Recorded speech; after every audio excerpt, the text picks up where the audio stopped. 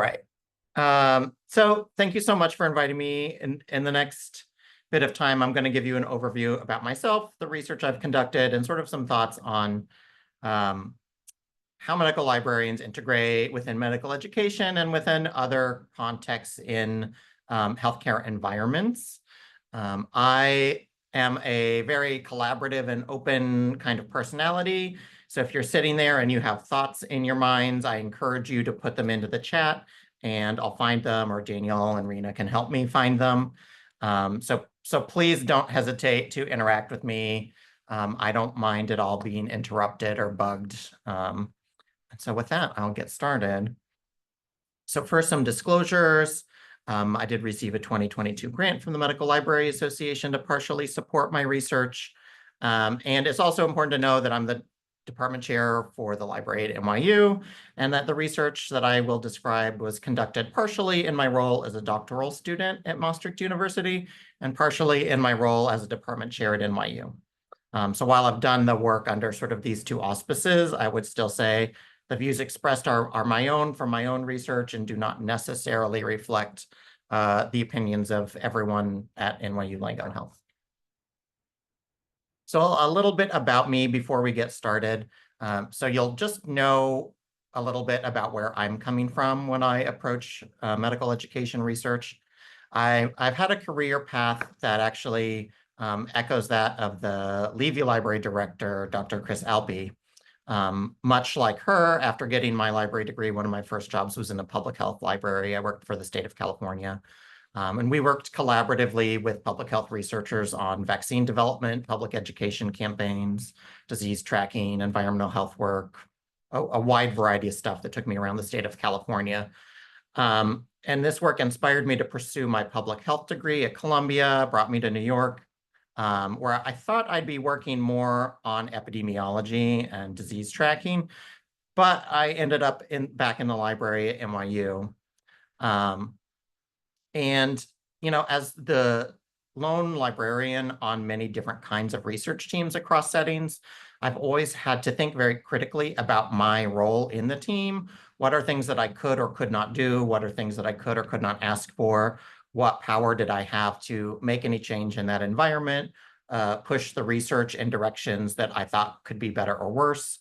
So sort of the power and privilege within the role is a serious thing that as a librarian I think about when I'm engaging in research with teams.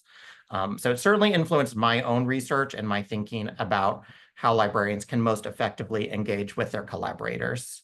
And so I do want to say, I think libraries and librarians really do go beyond the books, and hopefully you'll see some of that this afternoon, that we're usually not just sitting in a quiet room full of books reading.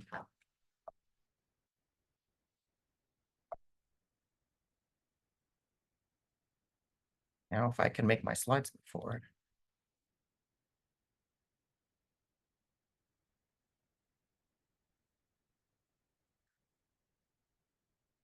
Okay. So the session objectives today that I'm hoping you'll get out of this are a little bit to understand the importance of EBM competencies in medical education, hopefully be able to explain how librarians' expertise in information retrieval, critical appraisal, and research methods can enhance EBM assessment, and then evaluating the potential benefits and challenges of librarian educator collaborations. So I think you'll learn a lot more, but these are sort of three things that I'm thinking about right off the top. So I want you to think about this. Picture it. You just graduated medical school. You're on one of your first nights where you're the primary person responsible for patient care. You see a patient and you figured out they have urgent hypertension.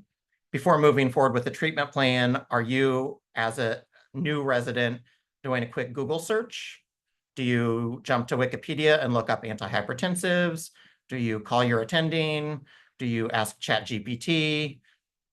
There's a lot of ways that a new resident and a graduating medical student might be looking up things that are relatively standard care.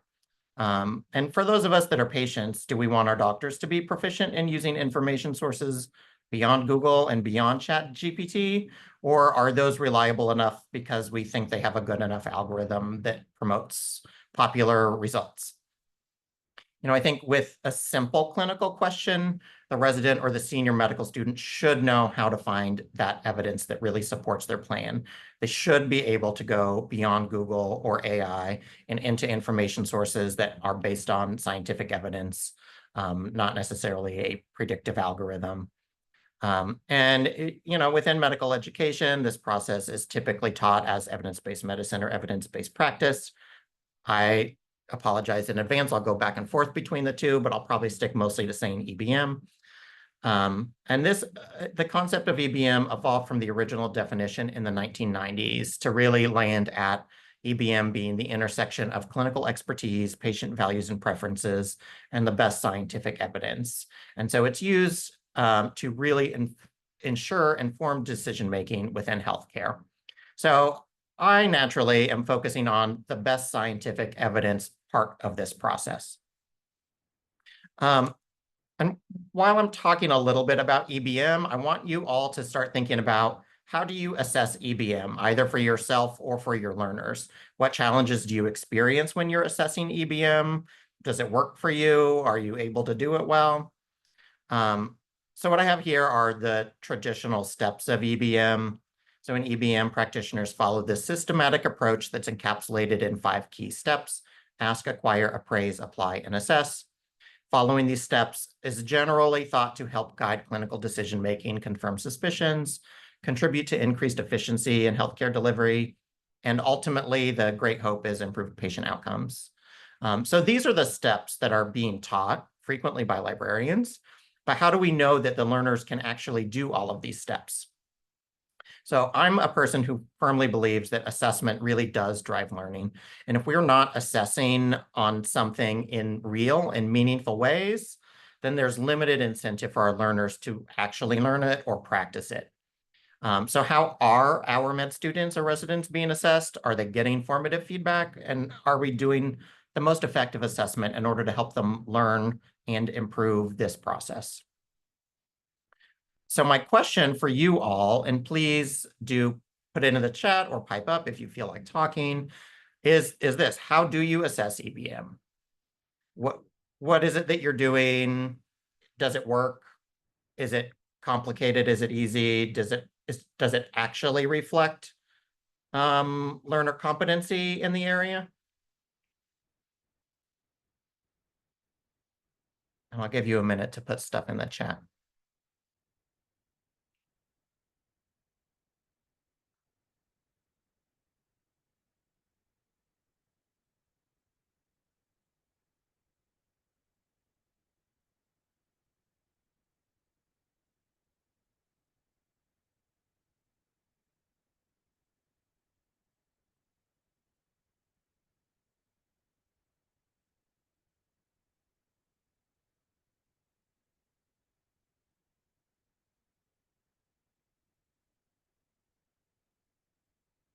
So I see Carrie, who's there at Levy Library. They've done knowledge checks, but are kind of informal and not really standardized. I feel like that's pretty typical. A study that I did, which I should have published and never got around to here, is that I asked all of our clerkship directors how they assessed EBM, and by and large, the response was, you just kind of know. Like, I just know if they can do it or not, which is not a validated way of assessing any competency. With the fellows demonstrating a search to a clinical question in an OSCE is great.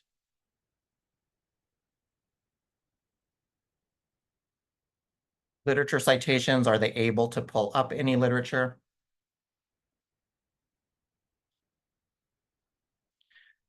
So typically, some of the challenges that I find in a lot of assessment methods that we're currently using for EBM are a limited focus on practical skills. I think the way that a lot of EBM is assessed hasn't evolved since the early 2000s.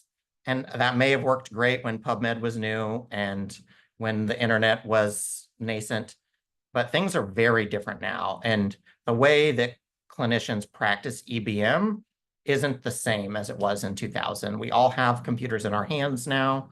The way we use devices, the way we use information has changed. So the practical skills are not necessarily the same. There's also a lack of real-time assessment. Are people doing EBM at the bedside? I think evidence should inform what you're doing in real time at the bedside. There are always more complicated questions where you might need to step away and do more intense work. But there's also a lot of care that happens during the day where you have to look things up quickly, and that should be considered. There's definitely a lot of subjectivity in assessments, not a lot of validated tools, and those that are validated have some issues. A lot of time and resource constraints. We're all balancing a lot of priorities and trying to think about how and when we can do this. Students get assessed all the time on a variety of things, so they're feeling taxed by, increasing numbers of assessments on everything that they do. So it's not an easy thing to undertake starting a new or different assessment.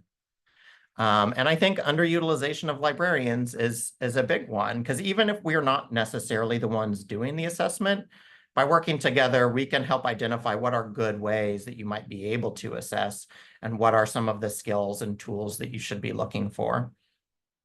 So I'll go over a few of the current methods for assessing EBM competency. So there are a few validated tools. The most well-known one is the Fresno test. It's widely recognized as a gold standard. It was validated in 2003, so it is 20 years old. It evaluates how well learners can form clinical questions, how well they can search for evidence and apply it. However, it is an essay-style test. It takes a long time to administer the test and a long time to score the test. It is an older and slower style, and it really no longer simulates real-world application of these skills. That doesn't mean it's bad or it's wrong. It just is a different way of doing it that is, I think, a little bit outdated, but still provides valuable information. The Berlin questionnaire is another one validated in 2002. It really focuses on knowledge specifically of critical appraisal and interpreting studies via biostatistics. So this multiple choice test is super easy to administer. Mostly it predicts if students are going to perform well on a standardized exam like the USMLE. It doesn't really do a good job of getting the full scope of EBM and has sort of those standard multiple choice question drawbacks. The ACE tool is a more recent one that's come out, was validated in 2014. The ACE tool uses a yes and no format, so it's very easy to administer, very easy to grade, and it does include questions across the first 4 steps of EBM: ask, acquire, appraise, and apply. However, it does not have learners practically apply their knowledge. So it still is only assessing at a lower level. It's only assessing if they have the knowledge. You're not seeing if they can actually do anything with it, just whether they can say yes or no. And while it's validated, I still am a little bit skeptical because it's kind of a coin toss. They could have just kind of had a lucky guess.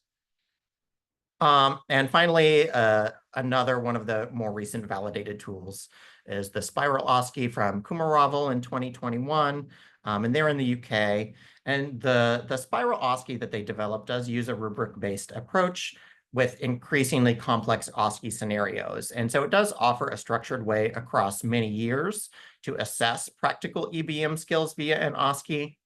However, one of the drawbacks I see with this is that it separates all the steps across the years. So in year 1, you get assessed on whether you can ask a question and whether you can find evidence. In years 2 and 3, then you get asked on whether you can critically appraise studies. So they never assess learners on if they can do all the steps together as a complete task.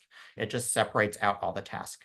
So it does move the needle a little bit, but it also doesn't still reflect, can somebody go into a novel situation, figure out what's the most important question, find some answers about it, come up with a decision, and treat their patient. Most of the time, most people are using non-validated tools to do EBM assessment. So that's self-reported competency surveys, and those are prone to the typical over or underestimation bias.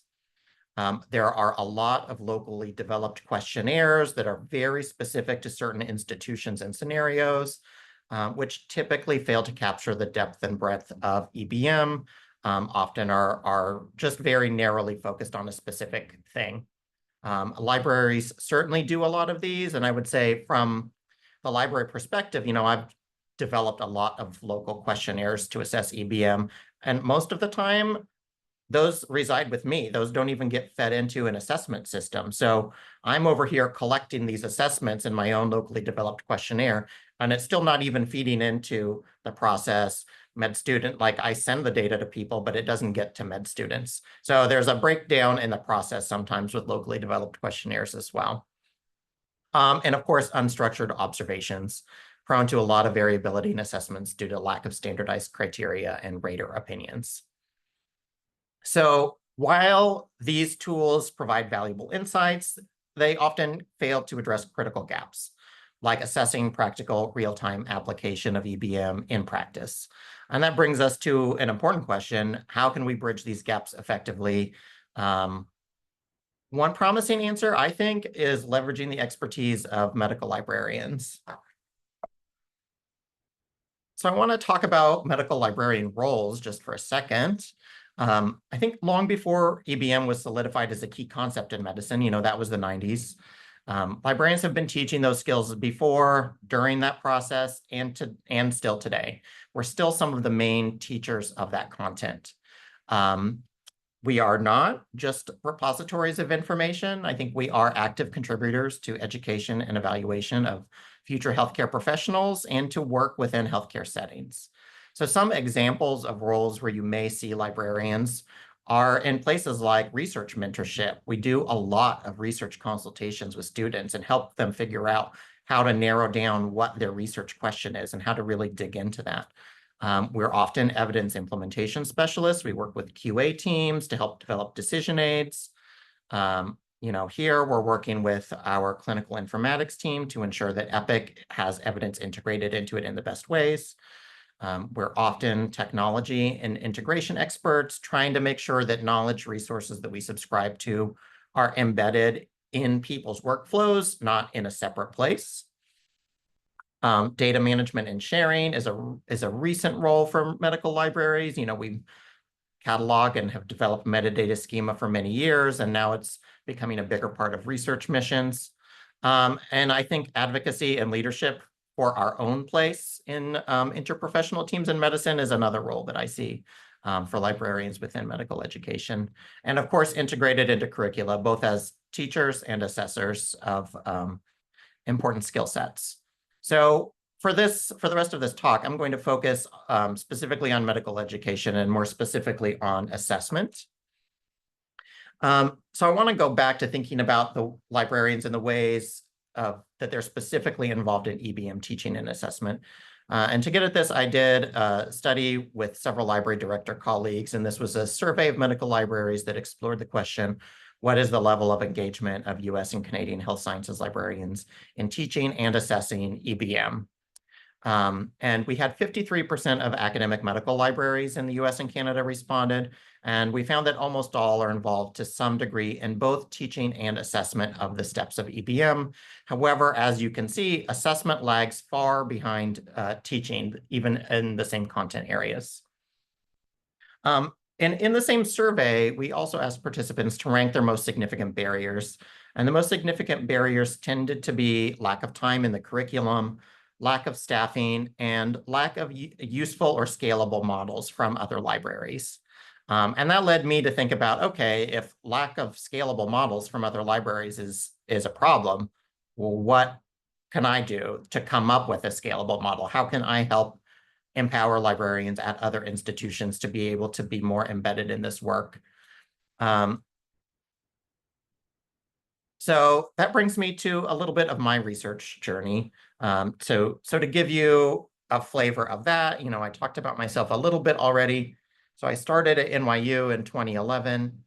And across my time here, the thing that I would highlight about my timeline is that a lot of these things, a lot of my opportunities were invitations.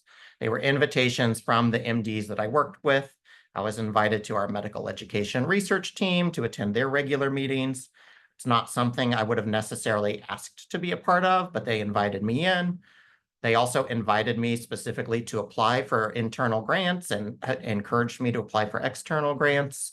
And they made sure that the grants that they were offering internally were ones that didn't have a criteria of must have an MD to apply.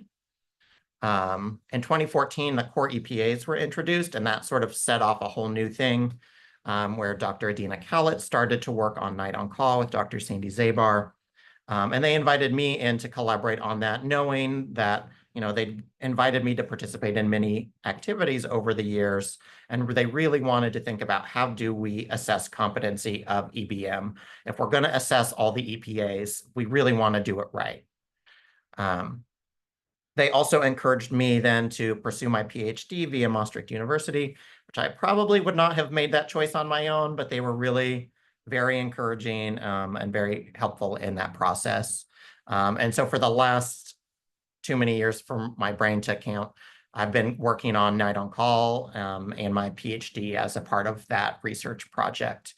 But this collaboration would definitely not have happened if it weren't for my physician colleagues.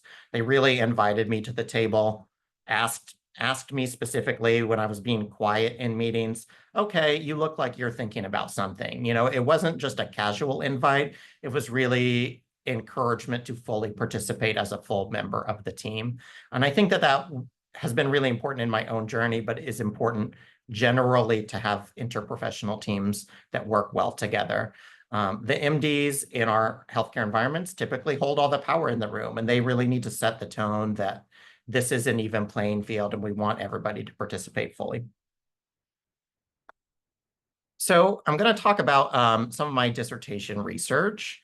And first, what I wanted to know through my dissertation is what methods were medical students using to search for, acquire, and integrate evidence? What were their observable information-seeking behaviors? If we were going to assess it, I needed to know what they were actually doing and how it could be assessed. I also needed to know the landscape of teaching and assessing EBM in medical libraries and how librarians felt about that. If I'm thinking about developing a tool for this context, I need to know how that context feels about it. And third, I wanted to better understand the student perspectives on observational EBM assessment. So, we're thinking about our information-seeking behaviors. Is this a thing that's going to work for librarians as an OSCE? And, we don't just do things to students. They're a part of the process, and we need to make sure that it's something that actually works well for them and doesn't just make us feel good about ourselves. So my first study was answering this question: what are the observable information-seeking behaviors of med students? So to do this, we did an analysis of screen recordings of graduating medical students responding to an EBM prompt and searching for information. This was a very informative project because we actually got to see what students were doing. The important part, I think, about this project is that in order to analyze the screen recordings, we really needed to have a strong theoretical foundation. And so I ended up using optimal foraging theory. So optimal foraging theory is a theory that originates from ecology and is used to help describe foraging behaviors in the wild. So it comes from a basis of how does an animal know which tree to go to for food? How much food do they get when they go to that tree? When do they know when to switch to the next tree? And in the 90s, this began to be applied to information sciences. And so that was in the early days of when people were searching the internet. And it's used to understand people's strategies with this lens of effectiveness and efficiency. So we want people to be able to get the most accurate and valid information that they can with the least amount of effort. And so using optimal foraging theory as the theoretical lens on this was really helpful, because when we are looking at clinical information seeking, it's a time-sensitive, high-pressure context. And I think that those two variables of effectiveness, or getting the right answer, and efficiency, getting it quickly, are really critical in the clinical context.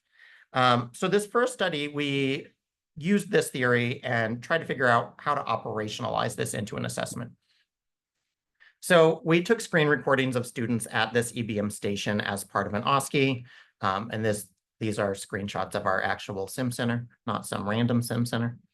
The students had seen a standardized patient. When they left the room, they were given a clinical question prompt with only 10 minutes to answer in order to better simulate a clinical time crunch. They were given no specific guidance as to how or what kinds of resources to use. There was a box on the screen in which they would type how they would proceed with treatment based on the evidence they found. So the screen recording was everything that they did. We looked at where students began a search for information, how long they spent in any given source, what terms they used, how they used the database, did they use different filters or facets within it, whether or not they were successful in any given source, and then whether or not they went to another source and collected the same or different data. On average, students spent about 6 minutes and 35 seconds completing this activity, which made me feel like, and they all got to one kind of an answer or another. And I felt like that I have heard critiques from people saying that 10 minutes seems so harsh, but students can do it within under 7 minutes. I feel like it's fine. It's not that harsh. So through these assessments, 4 main patterns emerged. 43% of the students used only a point of care tool like UpToDate or Dynamed. 21% used both a point of care tool and PubMed. 19% used both a point of care tool and another scholarly database like Google Scholar or Web of Science. And 17% used only a combination of scholarly databases. So we learned a lot of things here. We could see that there are different ways in which students go about finding information. We found that optimal foraging theory does work as a way to describe and break apart what are the actual behaviors that they're doing. We found that medical students could find their evidence. And we also found that there was a lot of room for improvement in these skills. And I will say this first study, I had kind of limited time in the curriculum, and then I showed 3 of the videos to the dean of our School of Medicine, and he was kind of horrified. Like, wait, this is what med students are doing? Until you see what somebody's actually doing in their real world, like, if we ask med students to search PubMed, they can do that. But if you ask them to find evidence in whatever way they want to find evidence, they do a lot of wild things. In particular, with this question, there are several drug companies that have ads that look like journal articles. And when you do a Google Scholar search, or when you do a Google search for the question at hand in this scenario, that ad came up at the top all the time. And it says ad on it, but a good number of the med students still clicked on that and said that they would have prescribed that drug because it's what came up and it looked like a journal article. So I'm like, there's a lot of room for improvement in those skills. And we did use that feedback to both get more time in the curriculum and change what and how we were teaching to the med students about their search skills. And coming out of this research, we also developed this rubric on EBM behaviors to integrate into the Night on Call OSCE. So these rubric categories seen here reflect what we were able to observe in the screen recordings across the first 3 steps of EBM: ask, acquire, and appraise. And I think that these do a pretty good job of capturing the full experience of that part. We did have the med students write out their answers, but we didn't include that as part of our assessment rubric. So only the librarians are really assessing this part of it. And we kind of left it up to the clinicians to assess how good that answer was. So it's not a part of the EBM assessment rubric, but it is a part of that station as a whole. So on each of these steps, students were rated on just a 3-point scale: well done, partly done, not done. And each of the levels includes specific behaviors where we would expect to see, trying to help ensure that both the raters and the learners have similar expectations for how things should be done. So this was integrated into the Night on Call OSCE, which some of you may have heard of. The OSCE is a multiple-hour, multi-station, high-fidelity immersive simulation. In the EBM station, a health sciences librarian observes and rates the medical students' EBM behaviors using that OSCE, developed based on what we saw medical students actually doing as a part of the station. It is only one of the many stations, but we think it's an important one. So the OSCE format here emphasizes the practical application of EBM in this clinical context.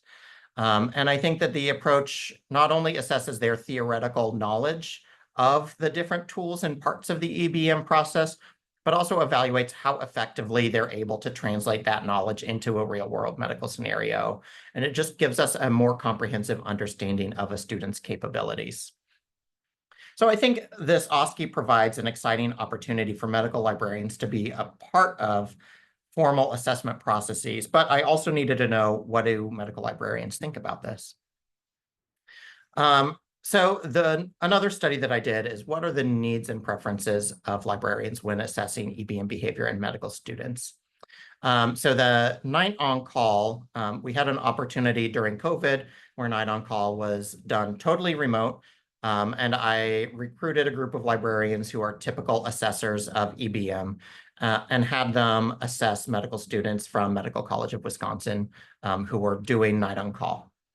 And then I did focus groups after night on call to dig deeper into this question and see, okay, well, like, what does this group of librarians think about this? Is this something that would work for them? Could they see it working at their own institution? Did it reflect what they thought was their real world practice? And there were many findings from talking to them all. First, some significant barriers were surfaced. Primarily professional respect, curricular time, and staffing. It was really felt that medical school administrators could do more by better recognizing the work of librarians, formally including librarians in assessment meetings and curricular processes, and supporting appropriate levels of staffing for the library. Often, administrators are not aware of student skills in EBM or lack thereof, nor are they always truly aware of the work librarians are doing or could be doing on this front. So administrators are often not prioritizing this.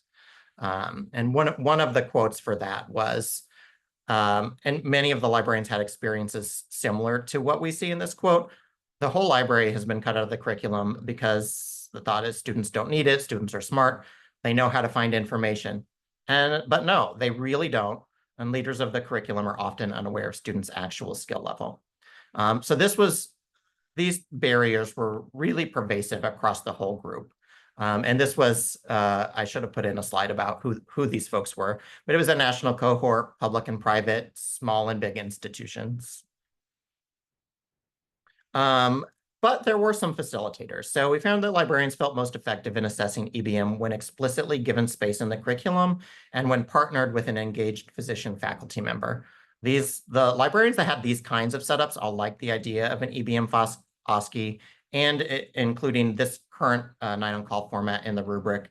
But a lot of them felt like without administrative support, it would be really difficult to implement this at scale. So effective partnerships are really a key facilitator, and having a tool like this, they felt like this would be great if only we could get administrative support to do this as well, but it is great. So one of our librarians said that one of the coordinators, a clerkship coordinator, saw the student searching on night on call and was like, oh boy, they're not doing this well at all. So her seeing that really opened her eyes and helped bring us into the curriculum faster than I've ever gotten invited. And that was for the schools, there were about 10 schools in the Night on Call consortium. For the librarians at those schools, this has been pretty resoundingly typical of, like, once administrators see a video of what med students are doing, they realize, oh, there really are some actual skills that need to be taught, and we need to put this back into the curriculum because it's not getting any time and is not just something that we can hope that they're going to learn in their off time. So some key takeaways from the librarians are that they often really feel underutilized in assessing EBM. They often don't feel supported by administration or respected for their work on these efforts. And relatedly, they often don't feel like they have the power or prestige to take on this role without that support. Ultimately, librarians are looking for smarter, better, more integrated ways of assessing EBM to better support medical student and resident learning. And this EBM OSCE, much like other types of EBM OSCEs, could be leveraged to help some of those issues faced. So now let's think about the medical student perspective. How do graduating medical students feel about being assessed on EBM behaviors via observation? So to answer this, we did interviews with graduating medical students who had participated in Night on Call, and we did individual interviews with them. So we found that the students both appreciated and were surprised by having an EBM OSCE. It was a realization to them that EBM is indeed a skill that they will need clinically in order to succeed. And it also raised their awareness of their own skill level. And having this experience made most of the students in that cohort reconsider their own ability to actually perform this activity, mostly by pointing out that they were not as good as they thought and that they probably could be better. So it was interesting to me that they never really thought about EBM as a clinical skill before until it was integrated into this other clinical skills assessment. But they really did have low self-confidence and low skill.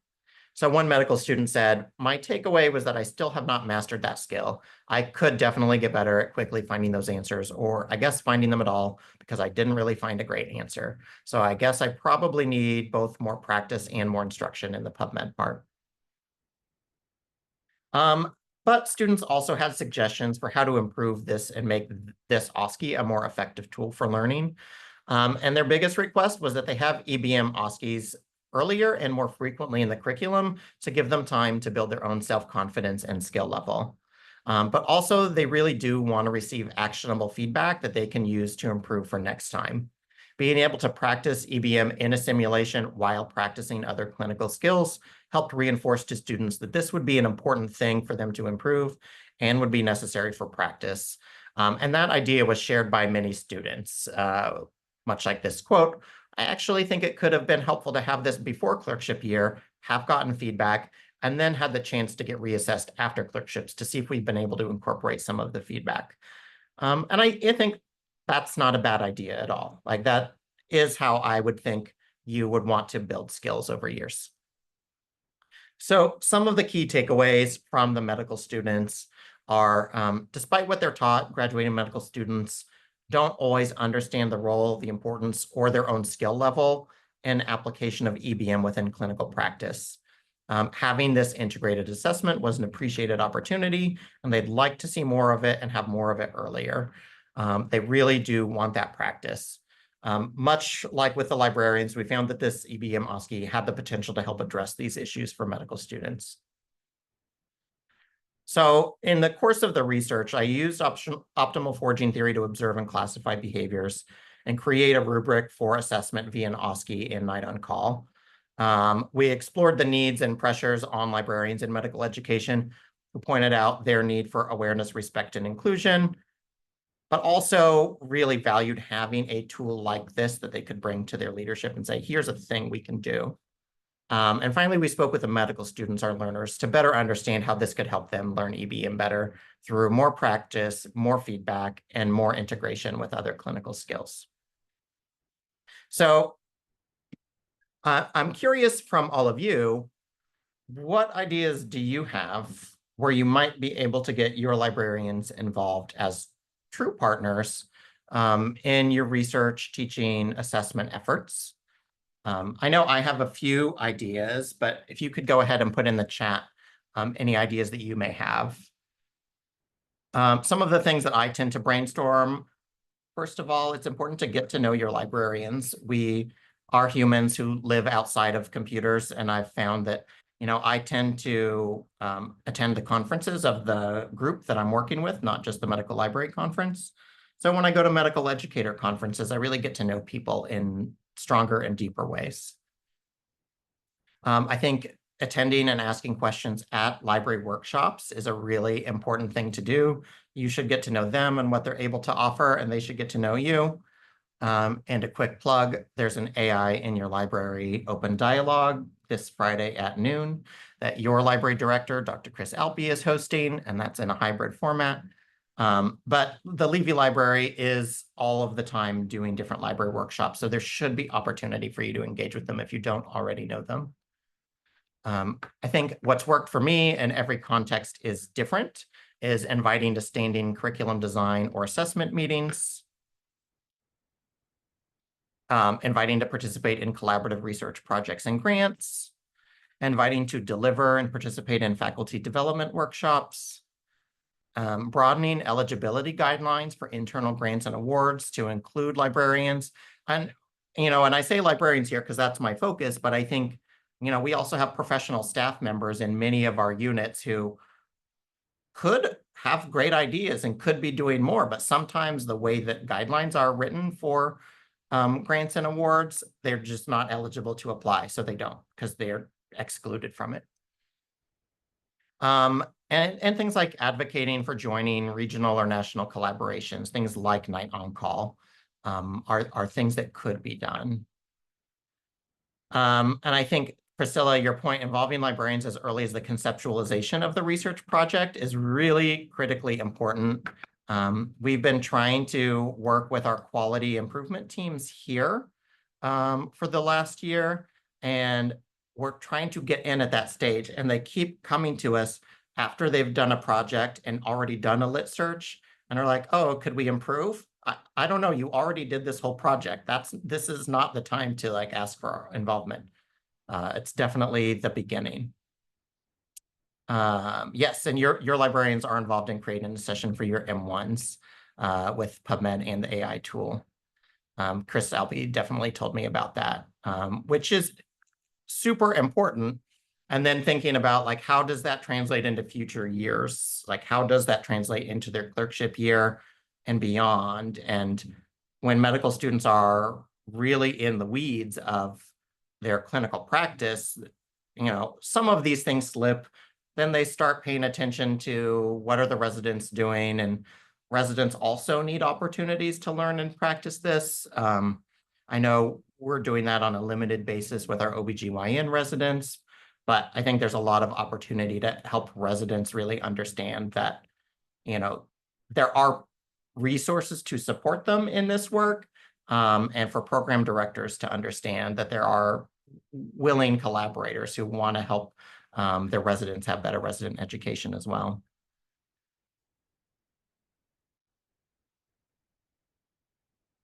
And that's really it for me. I think by working together, we can create new things and do more interesting, fun, useful stuff. I also have a million references on my slides, which I'm sure will be distributed somehow. But I'm also always happy to answer any questions.